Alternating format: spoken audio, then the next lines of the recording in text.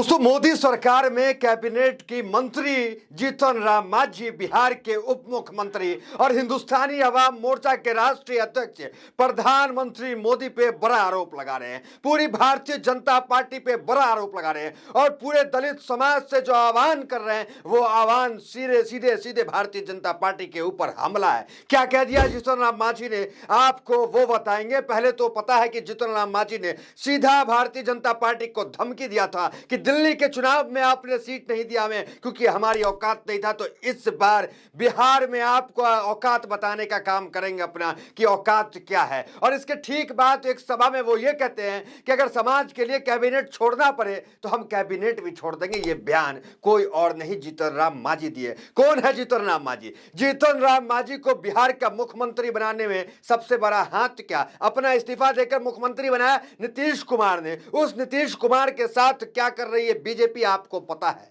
और नीतीश कुमार के साथ जो हो रहा है बीजेपी को, क्या वही देखकर जीतन राम मांझी इस तरह का बयान दे रहे? बयान आगे बताएंगे कौन सा बयान देती है, क्या वही कारण है? क्या नीतीश के समर्थन में जीतन राम मांझी ये सब कर रहे हैं?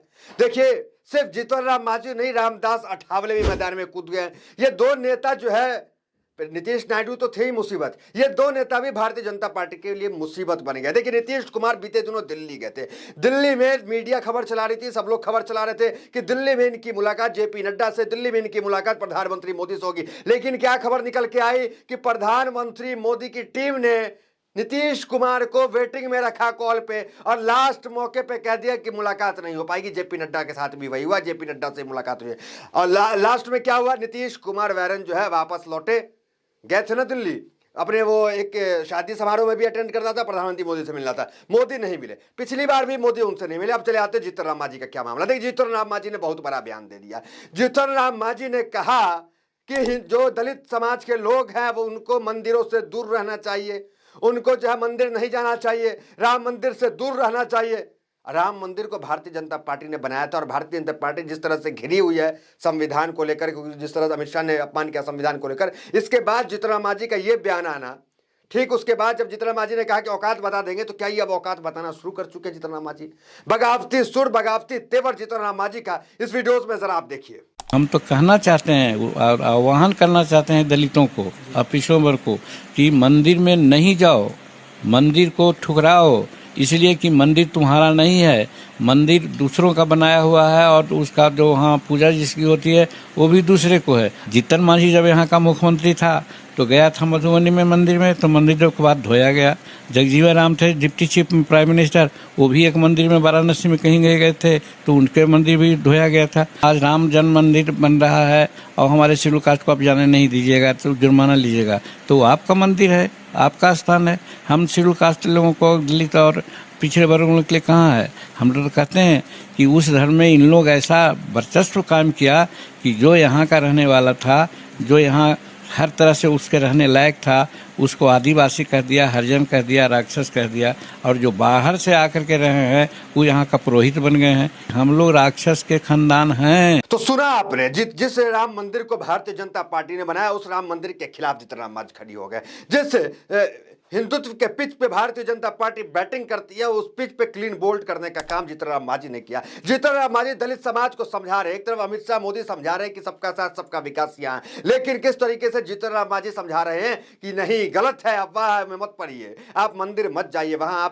आपके साथ सही सलूक नहीं होता, मंदिर आपका नहीं है। ये बात जीतन राम मांझी करे। एक तरफ कहते हैं बटेंगे तो कटेंगे की बात होती है भारतीय जनता पार्टी में, किसे हिंदू एक हो जाओ, और वहां देखिए एक तरफ जो है उनके सहयोगी कह रहे हैं कि एक नहीं होना है। ये कितना बड़ा फार है, दो फार आप खुद समझ लीजिए। क्या ये दो फार नीतीश कुमार को लेकर के है? क्योंकि नीतीश कुमार को परेशान इस वक्त भारतीय जनता पार्टी कर चुकी है। देखिए, एक खबर और निकल के आई कि नीतीश कुमार जो है वहां पे एनडीए की एक बैठक हो रही है, उस बिहार में के उस बैठक में नहीं जा रहे। नीतीश के साथ जो है दिल्ली में जो जब जाते हैं तो नायडू प्रधानमंत्री मोदी नहीं मिलते। अब और तस्वीर साफ हो जाएगी जब पटना अभी आने वाले हैं प्रधानमंत्री मोदी, और उस मंच पर अगर नीतीश नहीं जाते हैं तो सब कुछ जो धुंधली तस्वीर है वो साफ हो जाएगी कि नीतीश अब पलटी मारने वाले हैं। देखिए, लालू यादव का ऑफर है।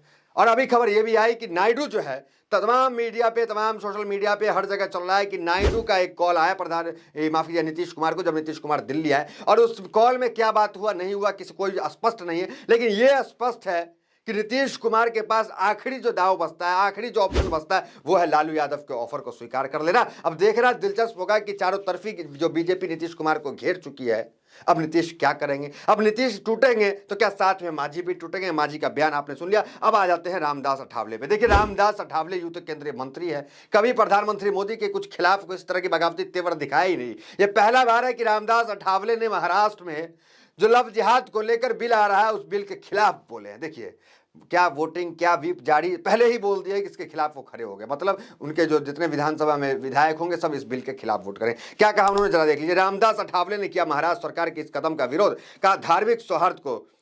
रामदास अठावले ने कहा कि अंतर धार्मिक विवाह को लव जिहाद कहना गलत है। धर्मांतरण रोकने के लिए प्रावधान होना चाहिए। धार्मिक सौहार्द को बिगाड़ने से रोकने के लिए कदम उठाए जाने चाहिए, ये रामदास अठावले ने कहा। आगे देखिए क्या कह रहे हैं। केंद्रीय मंत्री रामदास अठावले ने लव जिहाद को रोकने के लिए महाराष्ट्र सरकार को कानून का मसौदा तैयार करने के कदम का 16 फरवरी को विरोध किया। महाराष्ट्र सरकार ने सरकारी संकल्प जारी किया, जिसमें कहा गया कि पुलिस महानिदेशक डीजीपी की अध्यक्षता वाली एक समिति लव जिहाद और जबरन धर्मांतरण की शिकायतों से निपटाने के लिए कदम सुझाएगी। तो ये तमाम बातें कौन कह रहे हैं, रामदास अठावले कह रहे हैं। जीतन राम मांझी का बयान आपने सुन लिया है, मंदिर के खिलाफ है, कहीं ना कहीं हिंदू धर्म के खिलाफ और तमाम चीजें करते हुए जीतन राम मांझी देखिए किसके साथ रहते हुए, प्रधानमंत्री मोदी के साथ। उसके बाद क्या आपने देखा, रामदास अठावले क्या जो अमित शाह का जो बयान दिए संसद में, बाबा साहब का अपमान किया, क्या उसकी जो चिंगारी थी, जो चिंगारी लग रहा था कि अब ये बुझ चुकी है, वो फिर से सुलग गई, इसलिए ये लोग नाराज हैं और इस तरह के बयान दे रहे हैं।